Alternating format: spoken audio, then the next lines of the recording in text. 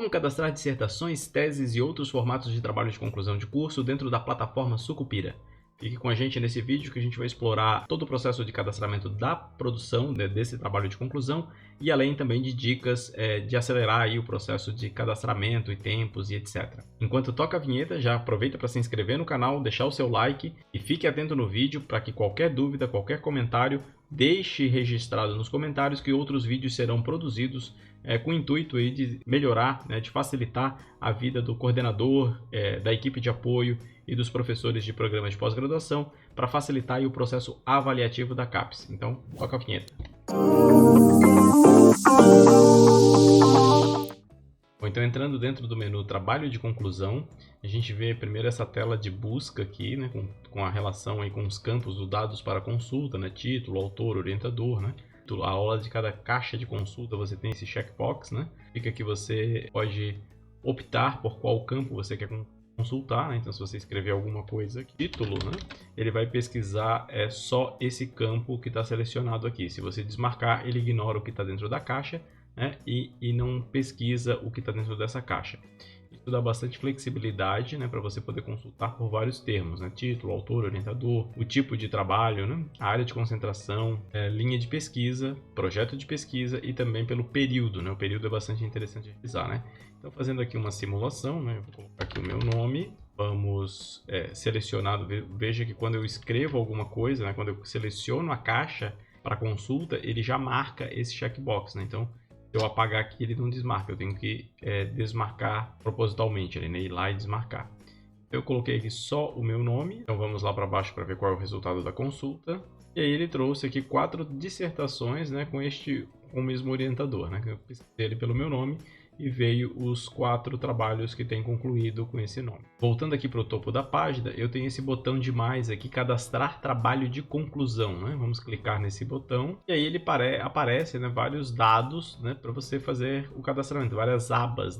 Primeira coisa, você precisa escrever o título, o tipo de trabalho, enfim, colocar todos os dados, E a partir do momento que você cadastra, ele habilita as outras abas para clicar. Você aqui agora nesse momento, as abas não estão habilitadas para você clicar, porque não está cadastrado ainda. Depois que você cadastra, aí você consegue ir vendo as outras abas, Uma atenção especial é que a partir do momento que você coloca o cadastrar, ele muda a situação do aluno para titulado, Até dá para reverter o processo, por exclusão, mas já é um pouco mais complicado essa reversão, Então, é recomendado já você ter acertado todo o material para depois você cadastrar esse trabalho de conclusão, Observe também que se o aluno for bolsista, você tem uma mensagem aqui que pode implicar na perda da bolsa, etc. Então você tem que ficar atento a essa questão também no sistema de bolsa.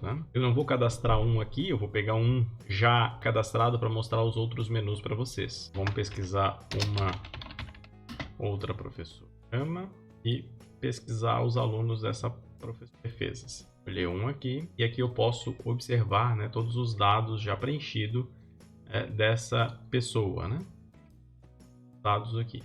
Então vamos avançar para as próximas abas, então, Nessa segunda aba, detalhamento, você coloca resumo, palavras-chave, abstract e keywords, Então, e aí também tem algumas outras informações, Como volume, número de páginas, idioma e qual a biblioteca que foi depositada esse trabalho. Observe que fica como uma caixinha aqui as palavras-chave digitadas, Então, se você clicar aqui, por exemplo, avaliação institucional, você dá um clique duplo e você escreve. Aqui você tem que observar que normalmente as palavras-chave você vai lá copiar do arquivo que o aluno manda, e ela pode estar separada por vírgula ou por ponto e vírgula. No entanto, observe, eu vou colar aqui uma expressão, palavra-chave 1, ponto e vírgula, palavra-chave 2, ponto. Ele trouxe palavra-chave 1, como ele é ponto e vírgula, ele já faz essa caixinha aqui como se aceitasse essa palavra-chave.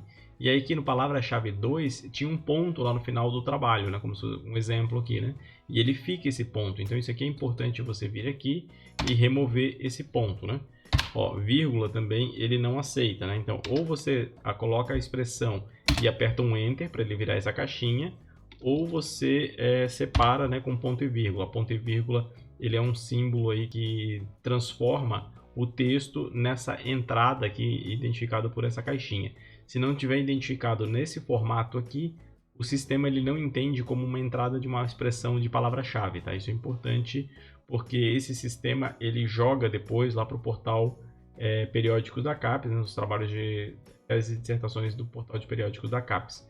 Então, se tiver erro aqui, ele vai replicar esse erro também lá, tá? Então, é importante ter uma atenção especial aqui para as palavras-chave, especialmente, né, no caso da terminação aqui, por exemplo, um ponto ou uma vírgula que sobra, ó, por exemplo, se a vírgula, se os separadores for vírgula, ele vai ficar esse resíduo aqui. Então, é importante dar atenção, porque ele tem que ficar o texto limpo, assim, só a expressão que o aluno deseja que seja, né, a palavra-chave escolhida lá para o trabalho, ok? Então, vamos remover esse que eu adicionei, tirar o trabalho que já está aqui. E aí, você clicaria aqui no salvar e avançar, para ir para a próxima aba. Eu não vou alterar o trabalho, então eu só vou ir para a aba contexto. Aqui na aba contexto é aonde o trabalho de conclusão está inserido, né? Por exemplo, qual é a área de concentração, linha de pesquisa e projeto de pesquisa, né? Não é tema do vídeo de hoje, né? Mas existe uma hierarquia desejável aqui para a aderência das produções, né? Produção intelectual em geral, né? Por exemplo, livros, capítulos de livros, trabalho em periódicos, trabalhos em eventos, né? Artigos publicados em periódicos e eventos, né? E também os trabalhos de conclusão, né? E essa hierarquia desejável é a aderência primeiro, ao projeto de pesquisa. O projeto de pesquisa deve estar aderente também à sua linha de pesquisa, que por sua vez deve estar aderente à área de concentração, que por sua vez deve estar aderente à proposta do programa, né? Então aqui, quando você for cadastrar o trabalho de conclusão, é desejável, né, que esse trabalho faça parte, né, de um projeto de pesquisa, né? Obrigatoriamente ele deve estar inserido aí dentro de uma área de concentração e de uma linha de pesquisa, mas é desejável também que ele faça parte de um projeto de pesquisa, que é o que você vai selecionar, né, nessa tela contexto, né? Então você seleciona a área, você seleciona a linha a qual este trabalho faz parte, né? E você também seleciona o projeto de pesquisa, se assim ele fizer parte, né? Então é importante que você, já no agendamento da defesa, você tenha no seu instrumento aí de formulário de agendamento já, que o orientador e que o aluno, né, informe, né, qual projeto ele está vinculado, qual linha ele está vinculado, né? Lembrando, né, que em alguns programas é comum haver sobreposição de linhas de pesquisa, né? Então, um professor pode atuar em mais de uma linha de pesquisa. E essa atuação permitida em mais de uma linha de pesquisa dificulta o trabalho desse cadastramento, porque às vezes a gente chega lá ao trabalho orientando, né, de professor A, de professor B, e você não sabe a qual linha pertence. Então, essa informação de a qual linha pertence, você precisa questionar, né, o discente, o orientador especialmente. Porque algumas áreas de avaliação da CAPES, elas verificam, né, por amostragem, a aderência dos trabalhos à linha, né? Então, se o trabalho ele está destoando da linha, ele não tem aderência à linha de pesquisa, o programa perde pontinho lá na avaliação. Então é um fator importante aqui de ser analisado, a escolha da área, da linha de pesquisa, e se houver também projeto de pesquisa é interessante. Aqui observem que os projetos eu coloco que inicie com o sobrenome do autor. Isso vocês podem ver aí no vídeo que eu vou deixar na descrição, lá na playlist, quando a gente fala de projetos de pesquisa, né? Um macete, aí, uma dica para ficar fácil de localizar, tanto aqui quanto em produções intelectuais também. Avançando aqui para a próxima aba, banca examinadora. O sistema já vai trazer o orientador, né, principal cadastrado, né, a data de período de orientação, lá do início até o término da orientação, porque esse término de orientação é quando você clicar ali no cadastrar o trabalho de conclusão, ele já coloca como titulado, então ele já traz isso preenchido, né? E aí ele traz aqui abaixo a banca examinadora. Pode colocar como banca examinadora membros do programa, né, como discente, pós-doc, e o docente, que é o mais comum, né, também como participante externo. Cada área de avaliação vai ter uma regra aí diferente para quais são as bancas desejáveis, né? As instituições também fazem bancas desejáveis, por exemplo, se composta por no mínimo 2 ou 3 doutores, pelo menos um membro externo ao programa, enfim, cada instituição e cada área de avaliação também vai ter suas recomendações de composição de banca, né? E aqui você deve se preocupar com essa questão, né? Lembrando que em algumas instituições o orientador ele pode fazer parte da banca ou não, ele só presidir, mas não ser avaliador, né? Então aqui você normalmente deixa o orientador só aqui em cima, independente de uma situação ou de outra, e aqui abaixo você vai colocar os membros da banca, fazendo a distinção aqui de categoria. Lembrando que os docentes eles já vão estar, obviamente, todos previamente cadastrados e o participante externo não necessariamente, né? O participante externo ele vai estar, se ele for recorrente, se ele for atuar com mais frequência no programa, ele vai estar cadastrado. Caso contrário, você vai precisar fazer o cadastro, né? Aqui, para poupar tempo, eu recomendo que quando a secretaria recebe o pedido, né, de agendamento de defesas ou agendamento de qualificação, vem lá aquele formulário já com os dados do participante externo. É um bom momento já para você fazer tanto o cadastro no sistema acadêmico da sua instituição, quanto o cadastro desse participante externo também na plataforma Sucupira. Tem um vídeo aí no canal também sobre o cadastramento de participantes externos. Continuando então aqui para a aba financiador. Aqui na aba financiador, no caso em questão, a gente não tem nenhum financiamento cadastrado, né? Mas seria também selecionando aqui e o número de vezes a qual este trabalho de conclusão teve financiamento, né? Normalmente que você coloca teve bolsa, se for projeto financiado, etc. O aluno recebeu financiamento específico para aquele trabalho de conclusão. Normalmente se coloca bolsa, no caso. Dando sequência aqui, então, na aba Documento. Vamos clicar na aba Documento. Aqui na aba Documento é onde você vai fazer o upload, né, do trabalho de conclusão, né, da dissertação, tese ou outro formato que o programa aceite, né? Observe que já tem um alerta aqui, né, no início desse campo, né, no início dessa aba, que é que a CAPES não se responsabiliza por divulgação indevida, né, dos trabalhos de conclusão. Não são todas as instituições que obrigam os alunos a divulgarem, né, os trabalhos, e mesmo nas instituições em que obrigam o aluno a divulgar o seu trabalho, né, num repositório institucional, ou seja, o dado já é público, ele fornece lá para a biblioteca normalmente que gerencia isso, a divulgação desse trabalho, ainda assim há casos em que o trabalho ele não pode ser divulgado, que são os casos de propriedade intelectual, que aí lá algumas instituições têm esse procedimento, né, de no agendamento já da defesa, o aluno faz um termo, lá faz a solicitação de defesa em sigilo, aquela coisa toda, e aí o cuidado para essas defesas que aconteceram em sigilo só ser divulgado, só ser feito o upload aqui. Fazer o upload você pode, né, mas não pode autorizar a divulgação só dos trabalhos que já estejam liberados, né? Então aqui você vai fazer o deseja autorizar a divulgação sim ou não, né? Ó, veja, o arquivo do trabalho de conclusão deve ser anexado obrigatoriamente. Você tem que anexar o trabalho de conclusão. Mas a opção de escolher entre a divulgação ou não do documento para a CAPES, né? Então, assim, por exemplo, esses casos que eu citei, né? De trabalho protegido ou no caso, a instituição não tem regulamentado que o aluno obrigatoriamente deva divulgar, então você tem que ter esse cuidado e autorizar a divulgação somente dos que a instituição resguarde essa autorização de divulgação, né? Então aqui é só o sim ou não, e aí eu estou ciente, né, dos termos de responsabilidade de divulgação indevida, né? Ou seja, você não deve divulgar as dissertações e teses protegidas, né, por algum tipo de propriedade intelectual, etc., ou se a tua instituição não tem aí bem amparado a questão da divulgação, né? Mas o upload você deve fazer, né? E aí faz o upload aqui do arquivo e salvar e avançar para a próxima aba. Aqui na aba Atividade Futura, normalmente as instituições, né, os programas criam aí um formulário de entrega de dissertação ou tese, e nesse formulário já faz um questionário com o aluno, né, colocando algumas perguntas, e essas perguntas de perfil e etc.